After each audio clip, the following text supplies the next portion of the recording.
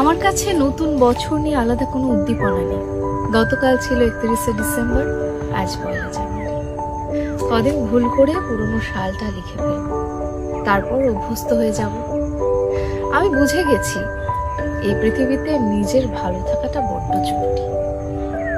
আমার কাছে নতুন বছর মানে পুরনো ক্যালেন্ডারটা শুধু সরে যাবে, জন্মসালটার সাথে শুধু একটা সংখ্যা যোগ হয়ে যাবে, বাদবাকি সবকিছুই একই থাকে, কিছু বদলাবে না। মানুষ কি তার স্বভাব বদলাবে? সেই তো কেউ না কেউ ঠকাবেই, কেউ ছেড়ে যাবেই, কেউ প্রতারণা করবেই, কেউ বিশ্বাস ভাঙবে, কেউ আঘাত দেবে, কেউ বদনাম রটাবে, ভালোবাসার বিনিময়ে কেউ অবহেলা করবে, ঝুড়ি ঝুড়ি মিথ্যে বলবেই।